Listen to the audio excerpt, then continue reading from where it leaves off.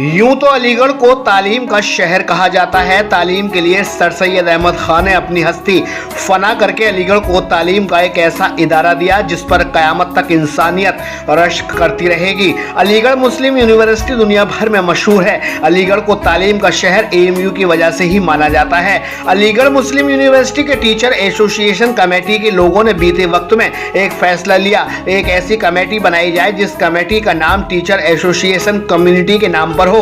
ख्याल जब कागज से उतरकर अमल में लाए गए तो उसी वक्त करीब 70 लाख रुपए इकट्ठा करके 4 कम्युनिटी सेंटर स्कूलों का विस्तार किया गया। एक शाहजमाल मुस्लिम मोहल्ला जंगलगढ़ी में, दूसरा इदारा मानिक चौक में स्कूल बनाया गया, तीसरा सराय सुल्तानी, चौथा जीवनगढ़ में स्कूल मुनक्किद किया गया। लेकिन आज की सूरत हाल में ये सिर्फ स्कूल के नाम पर ढांचे की शक्ल में रह गए हैं। शाहजमाल में लापरवाही के चलते स्कूल में न तालीम है न बच्चों की देखभाल। वहीं मानिक चौक में तो स्कूल को मिटा ही दिया गया है। स्कूलों की दीवारों पर कम्युनिटी सेंटर तो लिखा गया है लेकिन इसकी बिल्डिंग में केला पकाया जा रहा है। अंदर ताले का बड़ा कारोबार चल रहा है। वहीं सराय सुल्तानी में मदरसा मस्जिद की शक्ल में तब्दील हो गया। हालांकि वहां के लोगों ने दोबारा स्कूल चलाने के लिए कमेटी तैयार करने की बात कही है। वहीं जीवनगढ़ का स्कूल भी अपनी बदहाली पर आंसू बहा रहा है, जो इंसानियत के लिए शुभ संकेत नहीं है। मस्जिद है क्या? अच्छा, मिला जुला है। तो इतनी जानकारी तो होगी, कितने बच्चे यहाँ तालीम ले रहे हैं? सही तो हमको नहीं मालूम, लेकिन मेरा 150 बच्चे लगभग। हाँ, 150 बच्चे पढ़ते हैं। अच्छा, तो अभी कब से बंद है? लॉकडाउन से पहले से बंद है। तो हिंदी, इंग्लिश और उर्दू वगैरह सब? टीचर कितने तामीरी एतबार से सही नहीं है अभी। अच्छा, पानी की दिक्कत है? खुद ही लगा ली थी। अच्छा, और लाइट वगैरह है? तो कितने स्टाफ कितना है? क्या ये किराए पे है बिल्डिंग? जी। तो कौन किराया वसूलता है इसका? जी, मस्जिद को जाता है। मस्जिद को जाता है जी। अच्छा, कौन है मस्जिद के सदर? मस्जिद के मुतवल्ली तो मुझे नाम नहीं पता, लेकिन जो देखभाल कर ले उन्हीं को जा रहा है। मस्जिद को कन्फर्म है। अच्छा, कोई गलत काम नहीं, मस्जिद में ही जा रहा है, ये बात सही है। अच्छा, मस्जिद मैं में भी यहीं का रहने वाला हूँ ना। अच्छा।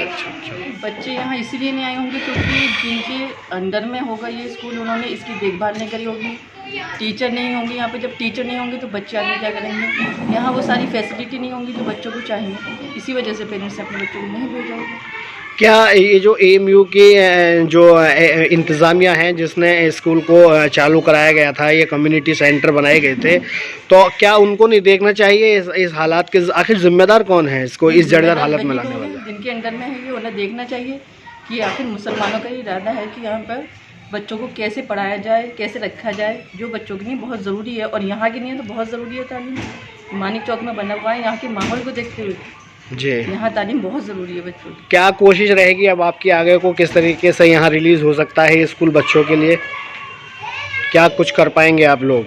कोशिश हम करेंगे, देखिए कल बात करते हैं जैसा भी होगा, इसे बढ़ाने की या कहीं और करने की। अलीगढ़ को तालीम का शहर कहा जाता है, लेकिन आप बता दें आपको, अलीगढ़ में जिस तरीके से मुस्लिम यूनिवर्सिटी को कायम करने के लिए हमारे सर सैयद अहमद साहब ने अपनी ज़िंदगी को वक्फ कर दिया, वहीं आपको हम बता दें कि तालीम को लेकर जिस तरीके से कम्युनिटी सेंटर एक बनाया गया था AMU की तरफ से, तकरीबन 4 जगह ये स्कूल खोले गए थे जिसमें दीनी तालीम के साथ साथ में हिंदी, इंग्लिश भी पढ़ाई जाती थी। लेकिन आप देख सकते हैं, मैं खड़ा हूँ मानिक चौक के कम्युनिटी सेंटर में और आप देख सकते हैं यहाँ की जर्जर हालत। यहाँ के तमाम कमरे बिल्कुल बेकार हो चुके हैं और यहाँ जो भी एक आध कमरा बचा है उसको किराए पर दे दिया गया है।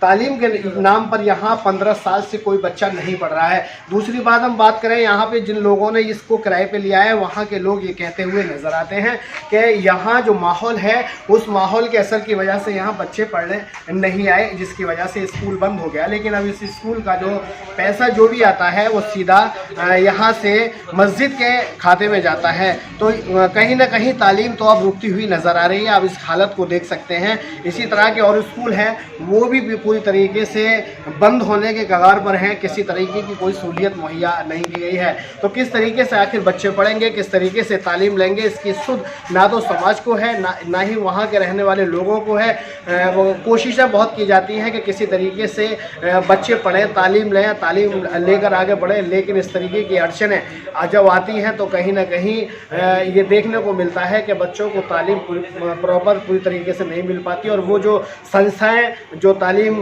गाह होती हैं, जो तालीम स्कूल होते हैं, मदरसे होते हैं, वो इसी तरीके से बंद हो जाते हैं। कैमरामैन मोहम्मद दानिश के साथ शाहिद रजा की रिपोर्ट, इंडिया सर्च न्यूज़ के लिए। कौम को बेदार करने के लिए, मुस्लिम कौम के बच्चों को पढ़ाने के लिए हमारे बुजुर्गों ने जो मेहनत की थी, आज खंडरों में तब्दील होकर बड़े बड़े भूमाफियाओं की नज़रों में खटक रही है। कौम के लोग अगर बेदार नहीं हुए तो कोई शक नहीं, ये करोड़ों की कम्युनिटी सेंटर की ज़मीन एक दिन हड़प ली जाए। AMU इंतज़ामिया को इस ओर ध्यान देने की ज़रूरत है, बेदार होने की ज़रूरत है, तभी मुस्लिम बच्चों का मुस्तकबिल पटरी पर आ सकता है। इंडिया सर्च न्यूज़ की टीम ने खोज करके इन चारों कम्युनिटी सेंटरों की तस्वीर आपके सामने पेश की है। अब देखना होगा क्या AMU इंतजामिया इस खबर से जागेगा, क्या इन स्कूलों में बने चेयरमैनों के कानों में ये आवाज़ पहुंचेगी, क्या फिर से कम्युनिटी स्कूल आबाद होंगे, क्या फिर इन स्कूलों में तालीम की आवाज़ गूंजेंगी, ये तो आने वाला वक्त ही बताएगा। लेकिन हाँ, अगर जल्द इन स्कूलों की सुध नहीं ली गई तो ये ज़रूर भूमाफियों के मुंह का निवाला बन जाएंगे। अलीगढ़ से bureau report, India search news.